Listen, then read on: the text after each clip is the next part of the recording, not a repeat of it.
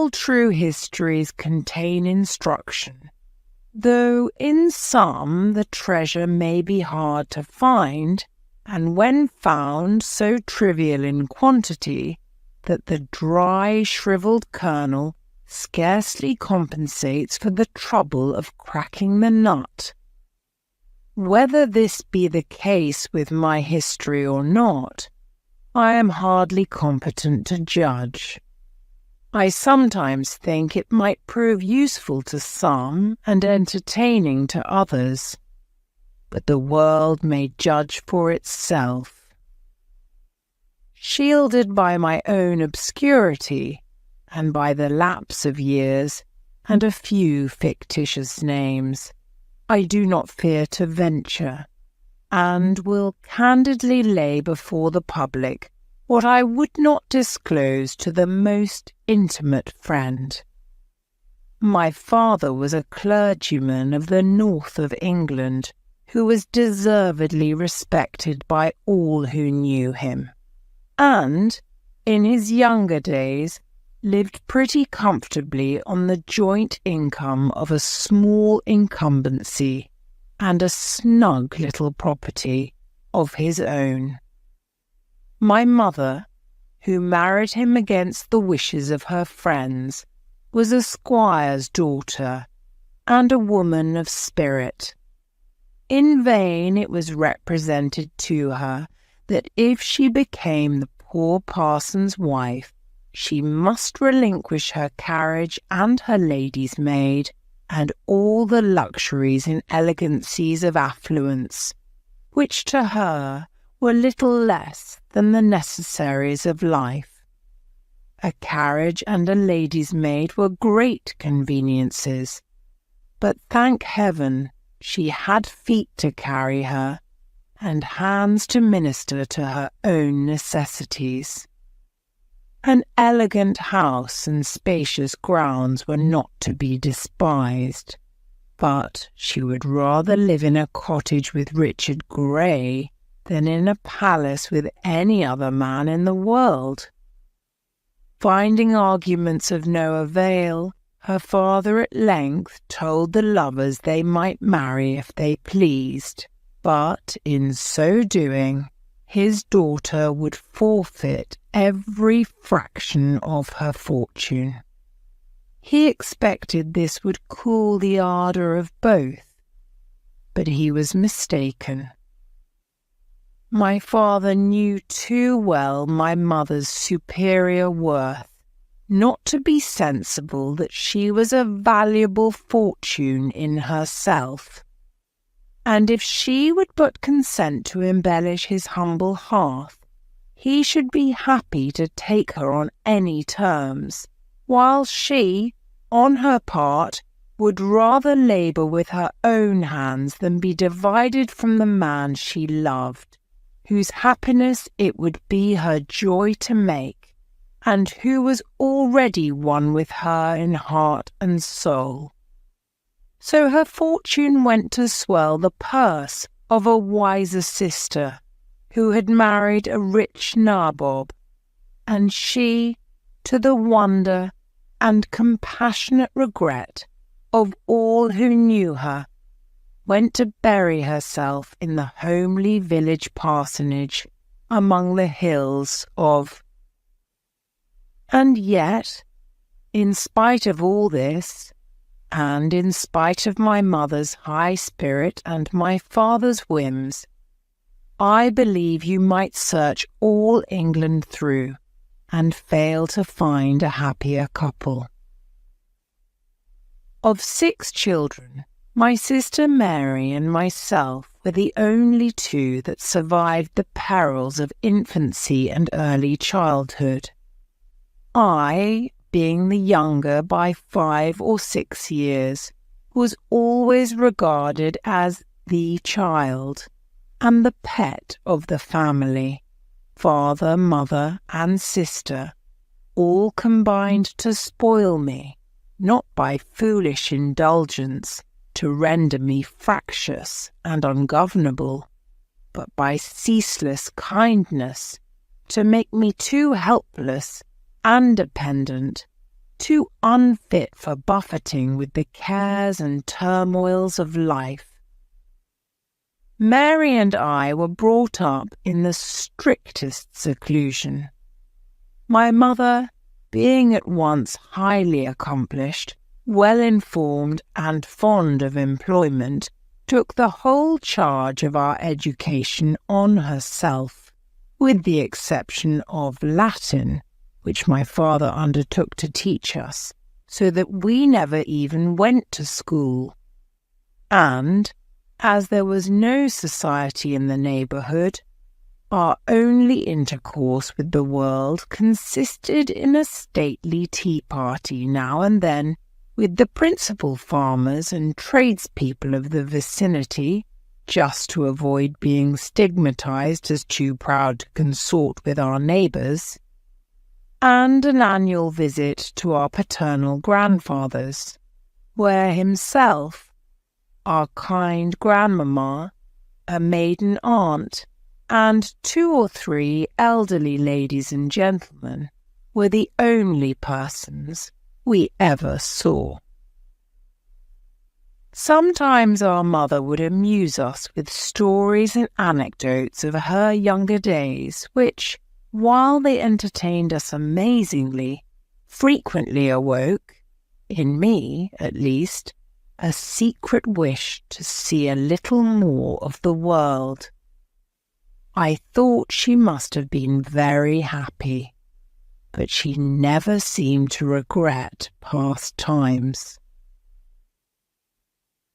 My father, however, whose temper was neither tranquil nor cheerful by nature, often unduly vexed himself with thinking of the sacrifices his dear wife had made for him, and troubled his head with revolving endless schemes for the augmentation of his little fortune, for her sake and ours. In vain my mother assured him she was quite satisfied, and if he would but lay by a little for the children, we should all have plenty, both for time present and to come. But saving was not my father's forte. He would not run in debt.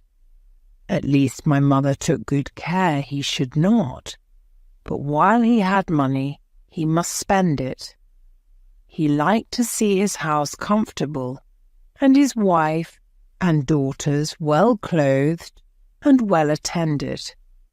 And besides, he was charitably disposed, and liked to give to the poor, according to his means, or, as some might think, beyond them. At length, however, a kind friend suggested to him a means of doubling his private property at one stroke, and further increasing it hereafter to an untold amount. This friend was a merchant, a man of enterprising spirit and undoubted talent, who was somewhat straitened in his mercantile pursuits for want of capital, but generously proposed to give my father a fair share of his profits if he would only entrust him with what he could spare. And he thought he might safely promise that whatever sum the latter chose to put into his hands, it should bring him in cent per cent. The small patrimony was speedily sold, and the whole of its price was deposited in the hands of the friendly merchant, who as promptly proceeded to ship his cargo and prepare for his voyage. My father was delighted. So were we all, with our brightening prospects. For the present, it is true, we were reduced to the narrow income of the curacy, but my father seemed to think there was no necessity for scrupulously restricting our expenditure to that. So, with a standing bill at Mr. Jackson's, another at Smith's, and a third at Hobson's, We got along even more comfortably than before, though my mother affirmed we had better keep within bounds, for our prospects of wealth were but precarious after all. And if my father would only trust everything to her management, he should never feel himself stinted. But he, for once, was incorrigible. What happy hours Mary and I have passed while sitting at our work by the fire, or wandering on the heath-clad hills, or idling under the weeping birch, the only considerable tree in the garden, talking of future happiness to ourselves and our parents, of what we would do and see and possess, with no firmer foundation for our goodly superstructure than the riches that were expected to flow in upon us from the success of the worthy merchant's speculations. Our father was nearly as bad as ourselves, only that he affected not to be so much in earnest, expressing his bright hopes and sanguine expectations in jests and playful sallies that always struck me as being exceedingly witty and pleasant. Our mother laughed with delight to see him so hopeful and happy, but still she feared he was setting his heart too much upon the matter, and once I heard her whisper as she left the room, "God grant he be not disappointed. I know not how he would bear it." Disappointed he was, and bitterly too.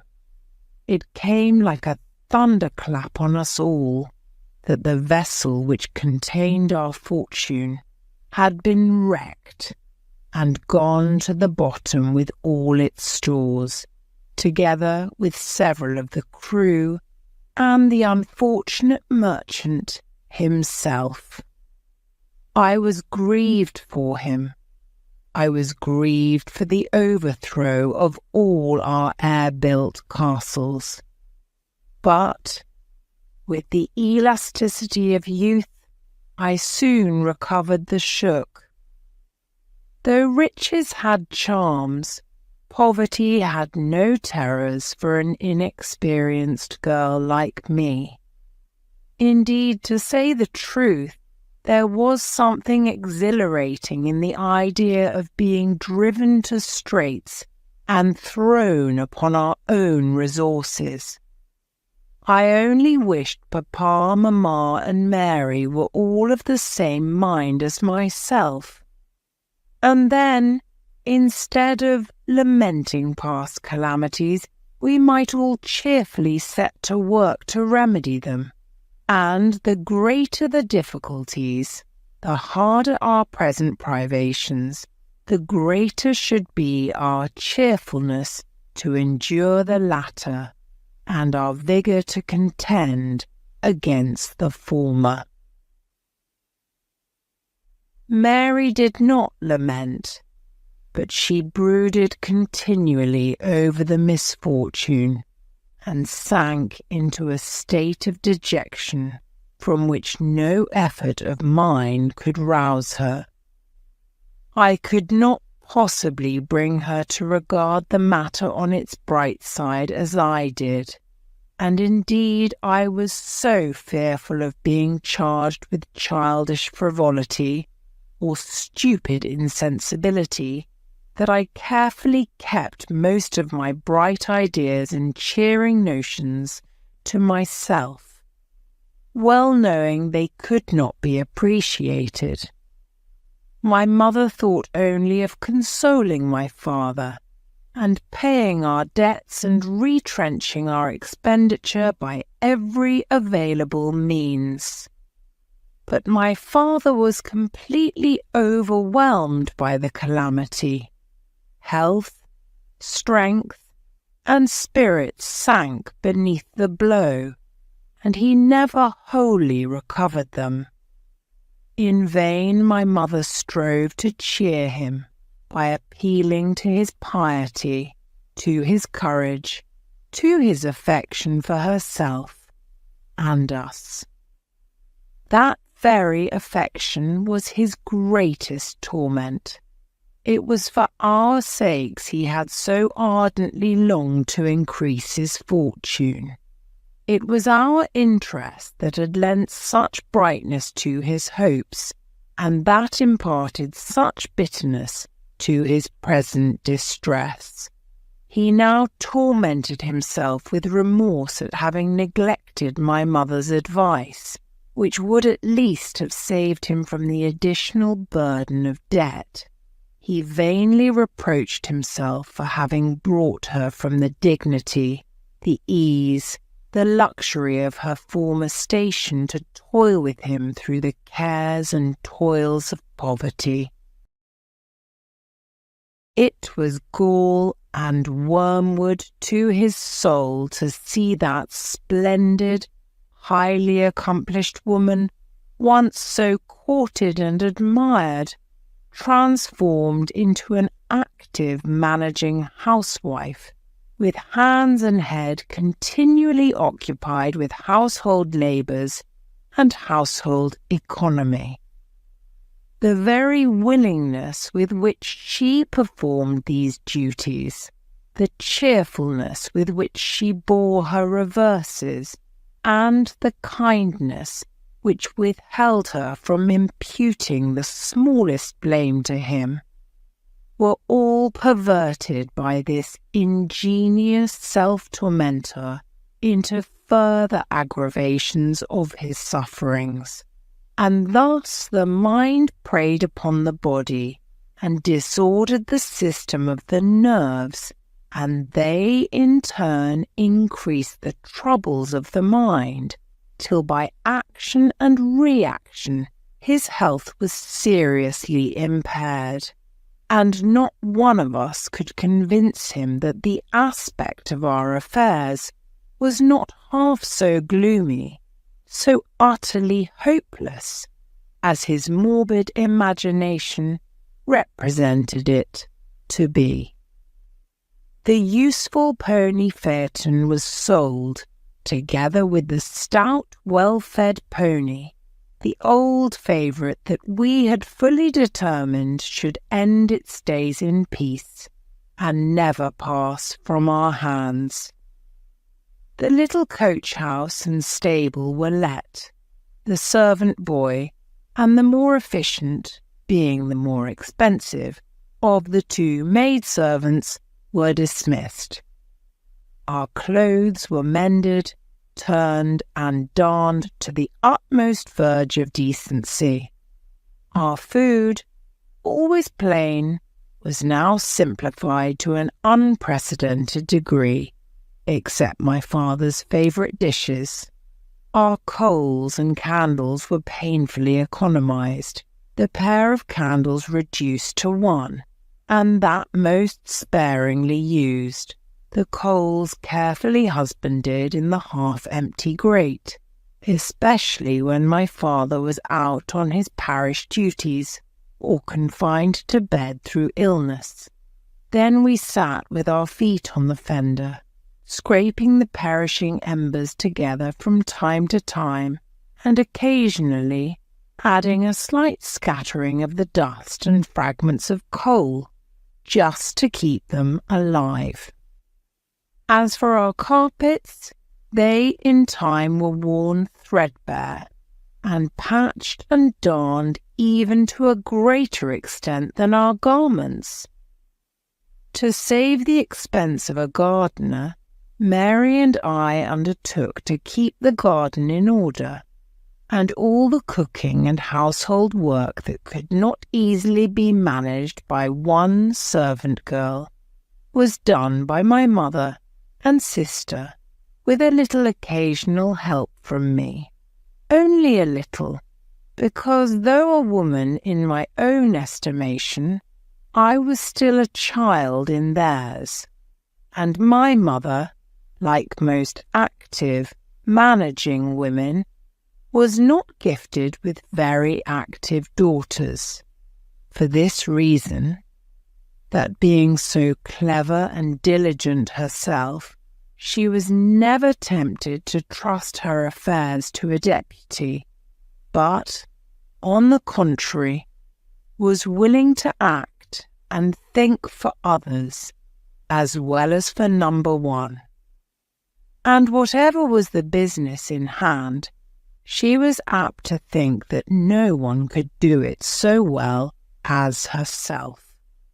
So that whenever I offered to assist her, I received such an answer as, "No, love, you cannot indeed. There's nothing here you can do. Go and help your sister, or get her to take a walk with you. Tell her she must not sit so much and stay so constantly in the house as she does. She may well look thin and dejected.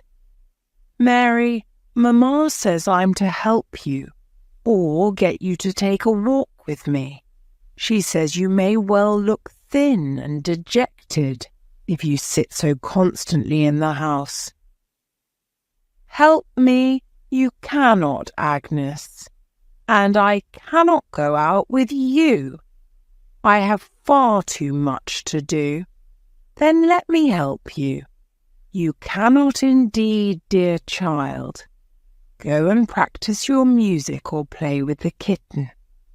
There was always plenty of sewing on hand, but I had not been taught to cut out a single garment, and except plain hemming and seaming, there was little I could do, even in that line, for they both asserted that it was far easier to do the work themselves than to prepare it for me, and besides, they liked better to see me prosecuting my studies or amusing myself.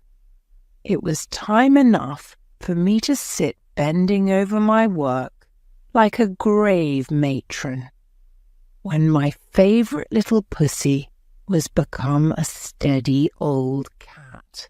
Under such circumstances, although I was not many degrees more useful than the kitten, my idleness was not entirely without excuse. Through all our troubles, I never but once heard my mother complain of our want of money. As summer was coming on, she observed to Mary and me, "What a desirable thing it would be for your papa to spend a few weeks at a watering place. I am convinced the sea air and the change of scene would be of incalculable service to him. But then, you see there's no money," she added, with a sigh. We both wished exceedingly that the thing might be done, and lamented greatly that it could not. "Well, well," said she, "it's no use complaining. Possibly something might be done to further the project after all. Mary, you are a beautiful drawer. What do you say to doing a few more pictures in your best style and getting them framed with the watercolour drawings you have already done, and trying to dispose of them to some liberal picture dealer who has the sense to discern their merits? Mamma, I should be delighted if you think they could be sold, and for anything worth while." "It's worth while trying, however, my dear. Do you procure the drawings, and I'll endeavour to find a purchaser." "I wish I could do something," said I. "You, Agnes? Well, who knows? You draw pretty well too. If you choose some simple piece for your subject, I dare say you will be able to produce something we shall all be proud to exhibit. But I have another scheme in my head, Mamma, and have had long, only I did not like to mention it." "Indeed, pray tell us what it is." "I should like to be a governess." My mother uttered an exclamation of surprise and laughed. My sister dropped her work in astonishment, exclaiming, "You a governess, Agnes? What can you be dreaming of?" "Well, I don't see anything so very extraordinary in it. I do not pretend to be able to instruct great girls, but surely I could teach little ones, and I should like it so much. I am so fond of children. Do let me, Mamma." "But, my love, you have not learned to take care of yourself yet, and young children require more judgment and experience to manage than elder ones." "But, Mamma, I am above 18 and quite able to take care of myself, and others too. You do not know half the wisdom and prudence I possess, because I have never been tried." "Only think," said Mary, "what would you do in a house full of strangers, without me or Mamma to speak and act for you, with a parcel of children besides yourself to attend to, and no one to look to for advice? You would not even know what clothes to put on." "You think because I always do as you bid me, I have no judgment of my own. But only try me. That is all I ask, and you shall see what I can do." At that moment my father entered, and the subject of our discussion was explained to him. "What? My little Agnes? A governess?" cried he, and in spite of his dejection, he laughed at the idea. "Yes, Papa, don't you say anything against it. I should like it so much, and I am sure I could manage delightfully. But, my darling, we could not spare you." And a tear glistened in his eye as he added, "No, no, afflicted as we are, surely we are not brought to that pass yet." "Oh no," said my mother, "there is no necessity whatever for such a step. It is merely a whim of her own. So you must hold your tongue, you naughty girl. For though you are so ready to leave us, you know very well we cannot part with you." I was silenced for that day, and for many succeeding ones. But still I did not wholly relinquish my darling scheme. Mary got her drawing materials and steadily set to work. I got mine too, but while I drew, I thought of other things.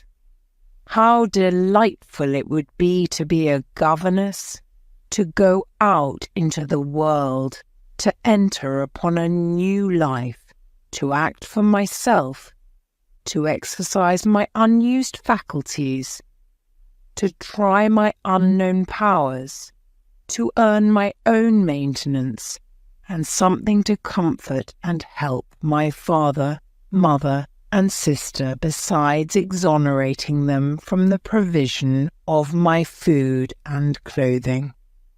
To show Papa what his little Agnes could do. To convince Mamma and Mary that I was not quite the helpless, thoughtless being they supposed. And then, how charming to be entrusted with the care and education of children. Whatever others said, I felt I was fully competent to the task.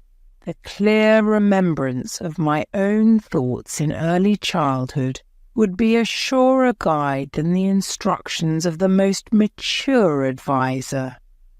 I had but to turn from my little pupils to myself at their age, and I should know at once how to win their confidence and affections, how to waken the contrition of the erring, how to embolden the timid and console the afflicted, how to make virtue practicable, instruction desirable, and religion lovely and comprehensible.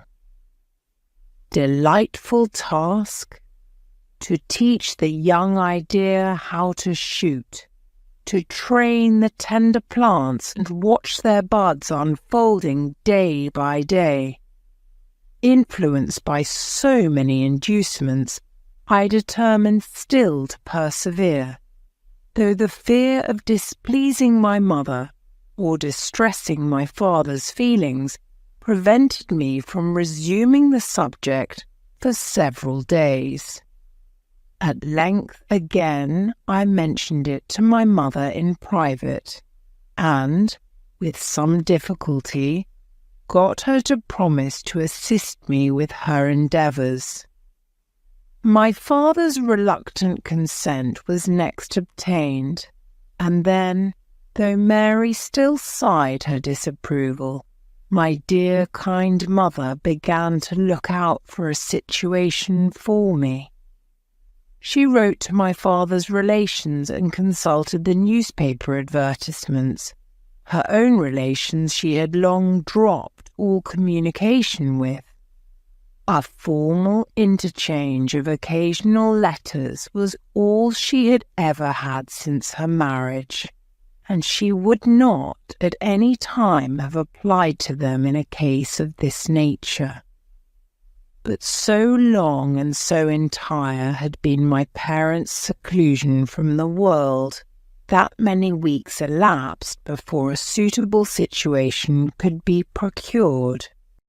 At last, to my great joy, it was decreed that I should take charge of the young family of a certain Mrs. Bloomfield, whom my kind, prim Aunt Grey had known in her youth, and asserted to be a very nice woman. Her husband was a retired tradesman, who had realized a very comfortable fortune, but could not be prevailed upon to give a greater salary than £25 to the instructress of his children. I, however, was glad to accept this, rather than refuse the situation, which my parents were inclined to think the better plan. But some weeks more were yet to be devoted to preparation. How long, how tedious those weeks appeared to me! Yet they were happy ones in the main, full of bright hopes and ardent expectations. With what peculiar pleasure I assisted at the making of my new clothes, and, subsequently, the packing of my trunks. But there was a feeling of bitterness mingling with the latter occupation too, and when it was done, when all was ready for my departure on the morrow, and the last night at home approached, a sudden anguish seemed to swell my heart. My dear friends looked so sad and spoke so very kindly that I could scarcely keep my eyes from overflowing, but I still affected to be gay.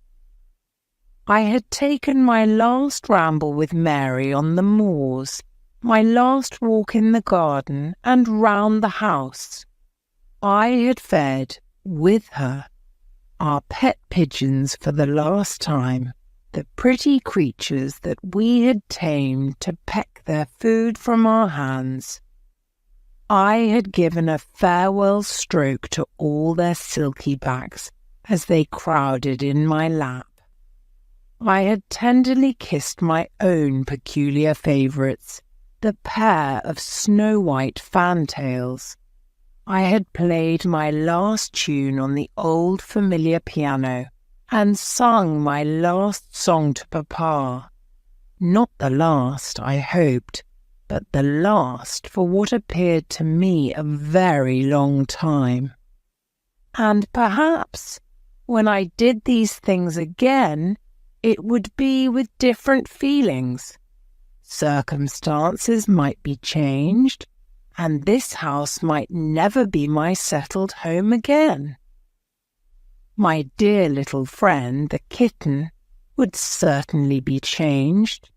She was already growing a fine cat, and when I returned, even for a hasty visit at Christmas, would, most likely, have forgotten both her playmate and her merry pranks.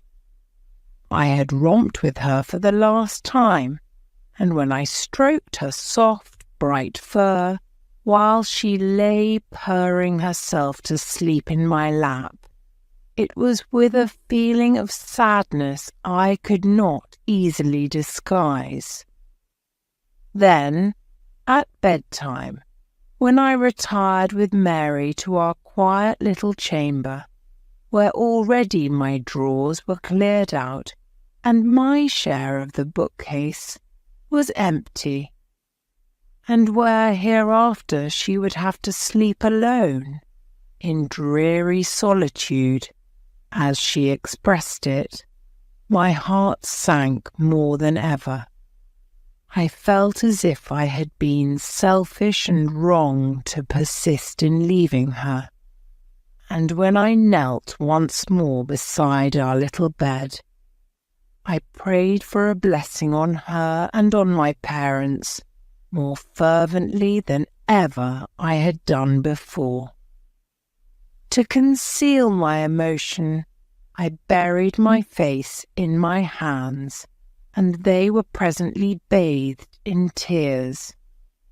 I perceived on rising that she had been crying too, but neither of us spoke, and in silence we betook ourselves to our repose, creeping more closely together from the consciousness that we were to part so soon. But the morning brought a renewal of a hope and spirits. I was to depart early, that the conveyance which took me, a gig hired from Mr. Smith, the draper, grocer and tea dealer of the village, might return the same day.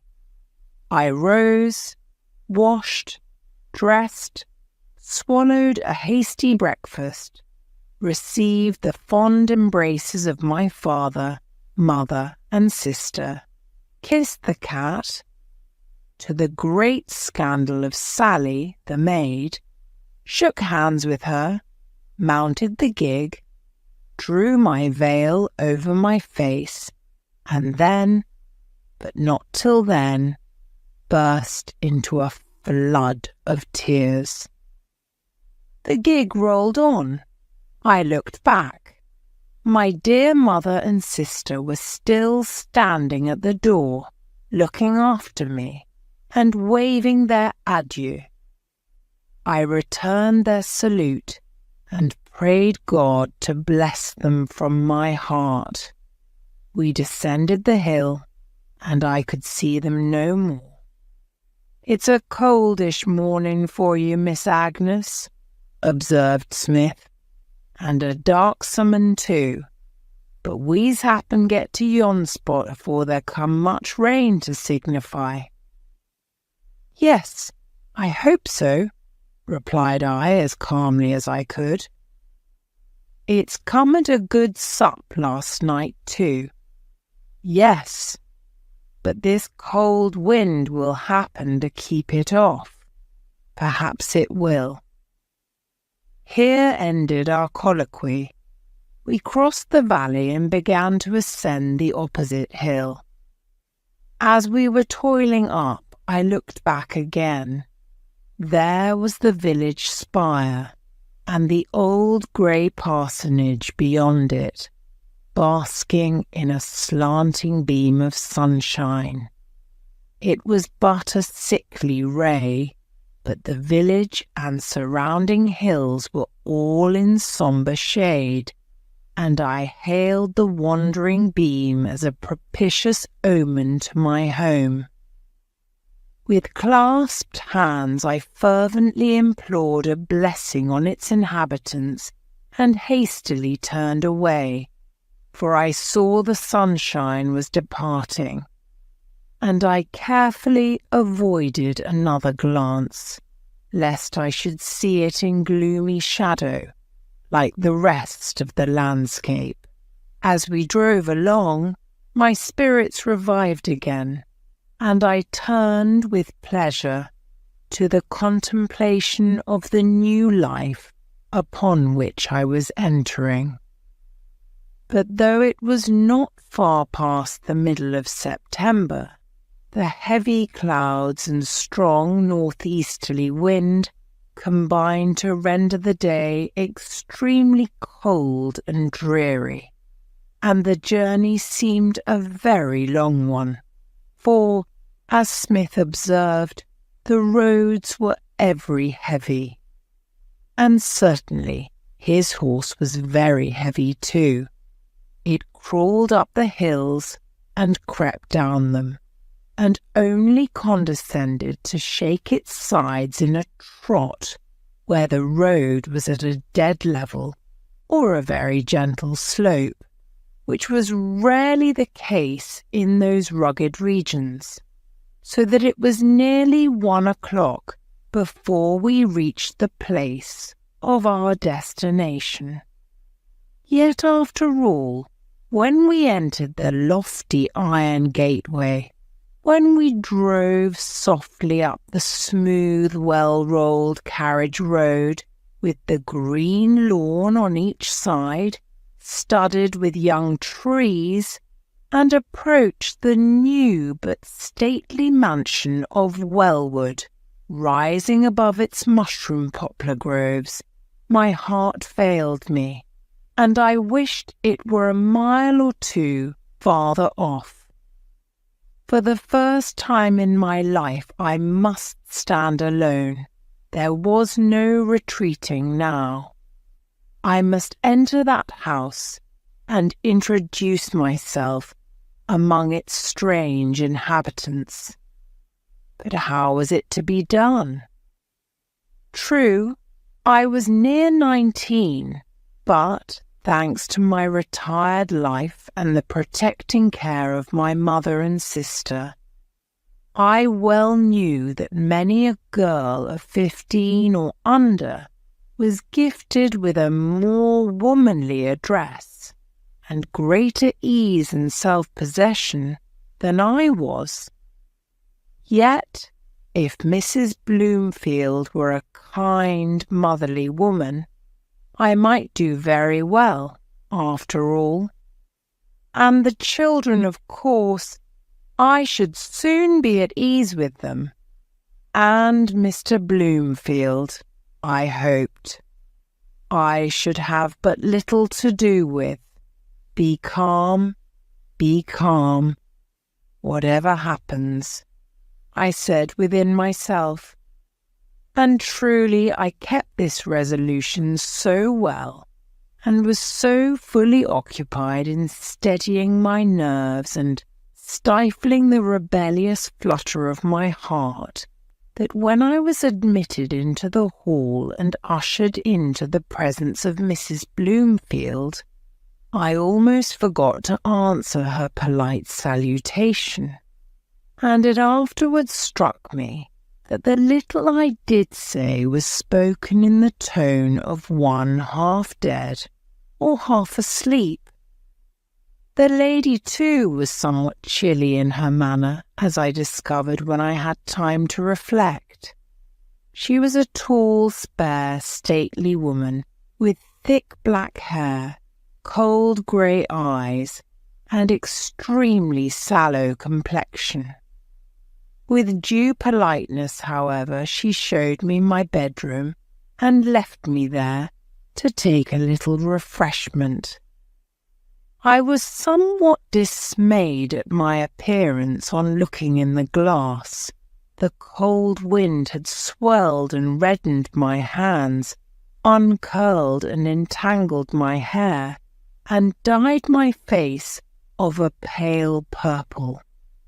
Add to this, my collar was horridly crumpled, my frock splashed with mud, my feet clad in stout new boots, and as the trunks were not brought up, there was no remedy. So having smoothed my hair as well as I could, and repeatedly twitched my obdurate collar, I proceeded to clomp down the 2 flights of stairs, philosophizing as I went, and with some difficulty found my way into the room where Mrs. Bloomfield awaited me. She led me into the dining room where the family luncheon had been laid out.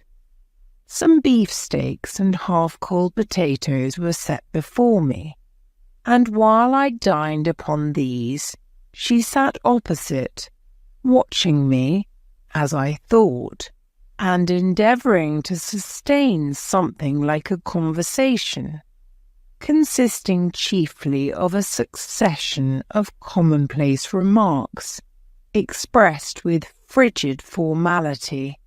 But this might be more my fault than hers, for I really could not converse.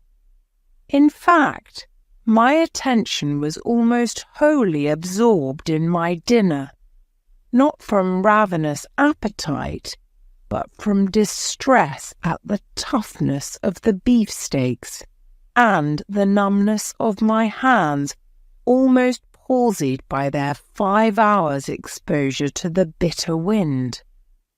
I would gladly have eaten the potatoes and let the meat alone, but having got a large piece of the latter onto my plate, I could not be so impolite as to leave it. So, after many awkward and unsuccessful attempts to cut it with the knife, or tear it with the fork, or pull it asunder between them, sensible that the awful lady was a spectator to the whole transaction, I at last desperately grasped the knife and fork in my fists, like a child of 2 years old, and fell to work with all the little strength I possessed. But this needed some apology. With a feeble attempt at a laugh, I said, "My hands are so benumbed with the cold that I can scarcely handle my knife and fork."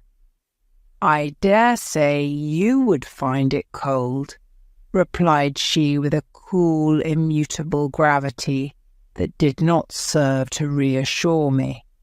When the ceremony was concluded, she led me into the sitting-room again, where she rang and sent for the children. "You will find them not very far advanced in their attainments," said she, "for I have had so little time to attend to their education myself, and we have thought them too young for a governess till now.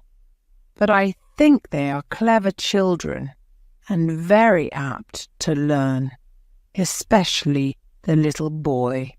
He is, I think, the flower of the flock, a generous, noble-spirited boy, one to be led, but not driven, and remarkable for always speaking the truth. He seems to scorn deception." This was good news. "His sister Mary Ann will require watching," continued she, "but she is a very good girl upon the whole, though I wish her to be kept out of the nursery as much as possible, as she is now almost 6 years old, and might acquire bad habits from the nurses." I have ordered her crib to be placed in your room, and if you will be so kind as to overlook her washing and dressing, and take charge of her clothes, she need have nothing further to do with the nursery maid." I replied I was quite willing to do so, and at that moment my young pupils entered the apartment with their 2 younger sisters. Master Tom Bloomfield was a well-grown boy of 7, with a somewhat wiry frame, flaxen hair, blue eyes, small turned-up nose, and fair complexion. Mary Ann was a tall girl too, somewhat dark like her mother, but with a round, full face and a high colour in her cheeks. The second sister was Fanny, a very pretty little girl. Mrs. Bloomfield assured me she was a remarkably gentle child and required encouragement. She had not learned anything yet, but in a few days she would be 4 years old, and then she might take her first lesson in the alphabet and be promoted to the schoolroom. The remaining one was Harriet, a little broad, fat, merry, playful thing of scarcely 2 that I coveted more than all the rest. But with her I had nothing to do. I talked to my little pupils as well as I could, and tried to render myself agreeable, but with little success, I fear, for their mother's presence kept me under an unpleasant restraint. They, however, were remarkably free from shyness. They seemed bold, lively children, and I hoped I should soon be on friendly terms with them. The little boy especially, of whom I had heard such a favourable character from his mamma. In Mary Ann there was a certain affected simper and a craving for notice that I was sorry to observe. But her brother claimed all my attention to himself. He stood bolt upright between me and the fire, with his hands behind his back, talking away like an orator, occasionally interrupting his discourse with a sharp reproof to his sisters when they made too much noise. "Oh, Tom, what a darling you are!" exclaimed his mother. "Come and kiss dear mamma. And then won't you show Miss Grey your schoolroom and your nice new books?" "I won't kiss you, mamma, but I will show Miss Grey my schoolroom and my new books." "And my schoolroom and my new books, Tom," said Mary Ann. "They're mine too." "They're mine," replied he decisively. "Come along, Miss Grey. I'll escort you." When the room and books had been shown, with some bickerings between the brother and sister that I did my utmost to appease or mitigate, Mary Ann brought me her doll, and began to be very loquacious on the subject of its fine clothes, its bed, its chest of drawers, and other appurtenances. But Tom told her to hold her clamour, that Miss Grey might see his rocking-horse, which, with a most important bustle, he dragged forth from its corner into the middle of the room, loudly calling on me to attend to it.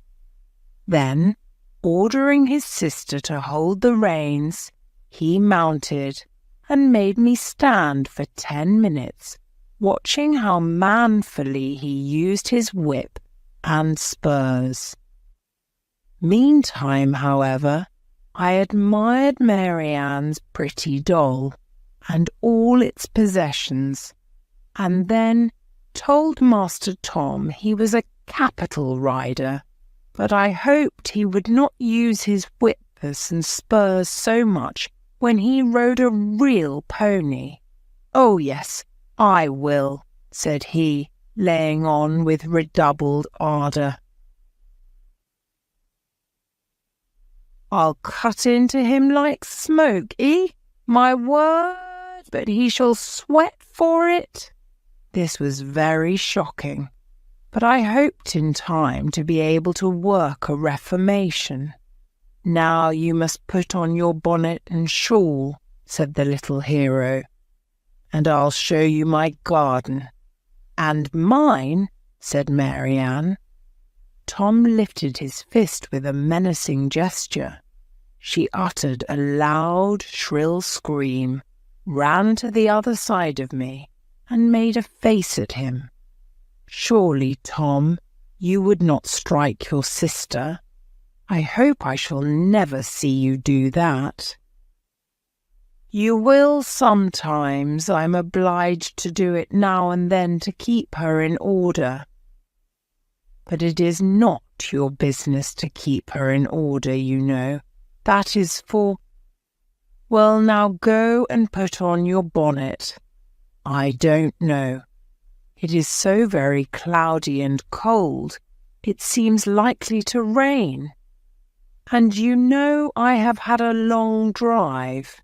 No matter. You must come.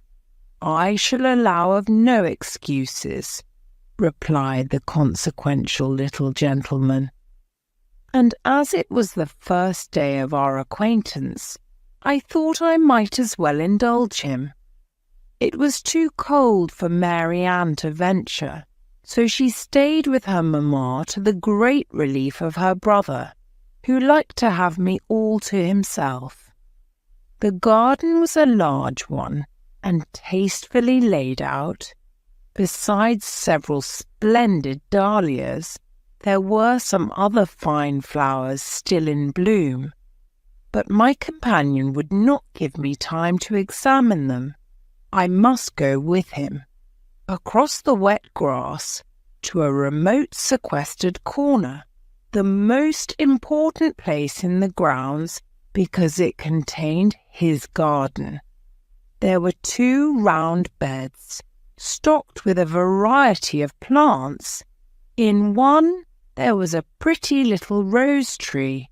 I paused to admire its lovely blossoms. "Oh, never mind that," said he, contemptuously. "That's only Mary Ann's garden. Look, this is mine." After I had observed every flower and listened to a disquisition on every plant, I was permitted to depart. But first, with great pomp, he plucked a polyanthus and presented it to me, as one conferring a prodigious favour. I observed on the grass about his garden certain apparatus of sticks and corn, and asked what they were. "Traps for birds." "Why do you catch them?" "Papa says they do harm." "And what do you do with them when you catch them?" "Different things. Sometimes I give them to the cat. Sometimes I cut them in pieces with my penknife. But the next I mean to roast alive." "And why do you mean to do such a horrible thing?" "For 2 reasons. First, to see how long it will live, and then to see what it will taste like." "But don't you know it is extremely wicked to do such things? Remember, the birds can feel as well as you. And think, how would you like it yourself?" "Oh, that's nothing. I'm not a bird, and I can't feel what I do to them." "But you will have to feel it sometime, Tom. You have heard where wicked people go to when they die, and if you don't leave off torturing innocent birds, remember, you will have to go there and suffer just what you have made them suffer. Oh, pooh! I shan't. Papa knows how I treat them, and he never blames me for it. He says it is just what he used to do when he was a boy. Last summer he gave me a nest full of young sparrows, and he saw me pulling off their legs and wings and heads, and never said anything, except that they were nasty things, and I must not let them soil my trousers. And Uncle Robson was there too, and he laughed and said I was a fine boy. But what would your mamma say? Oh, she doesn't care. She says it's a pity to kill the pretty singing birds, but the naughty sparrows and mice and rats I may do what I like with. So now, Miss Grey, you see it is not wicked. I still think it is, Tom, and perhaps your papa and mamma would think so too, if they thought much about it. However, I internally added, they may say what they please, but I am determined you shall do nothing of the kind, as long as I have power to prevent it. He next took me across the lawn to see his mole traps, and then into the stackyard to see his weasel traps, one of which, to his great joy, contained a dead weasel, and then into the stable to see, not the fine carriage horses, but a little rough colt, which he informed me had been bred on purpose for him, and he was to ride it as soon as it was properly trained. I tried to amuse the little fellow, and listened to all his chatter as complacently as I could, for I thought if he had any affections at all, I would endeavour to win them, and then, in time, I might be able to show him the error of his ways. But I looked in vain for that generous, noble spirit his mother talked of, though I could see he was not without a certain degree of quickness and penetration when he chose to exert it. When we re-entered the house, it was nearly tea-time. Master Tom told me that, as Papa was from home, he and I and Mary Ann were to have tea with Mamma for a treat, for on such occasions she always dined at luncheon time with them instead of at 6 o'clock. Soon after tea, Mary Ann went to bed, but Tom favoured us with his company and conversation till 8. After he was gone, Mrs. Bloomfield further enlightened me on the subject of her children's dispositions and acquirements, and on what they were to learn, and how they were to be managed, and cautioned me to mention their defects to no one but herself. My mother had warned me before to mention them as little as possible to her, for people did not like to be told of their children's faults, and so I concluded I was to keep silence on them altogether.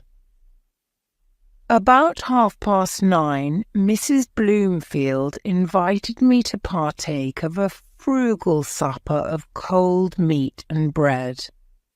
I was glad when that was over, and she took her bedroom candlestick and retired to rest, for though I wished to be pleased with her, her company was extremely irksome to me, and I could not help feeling that she was cold, grave, and forbidding. The very opposite of the kind, warm-hearted matron my hopes had depicted her to be.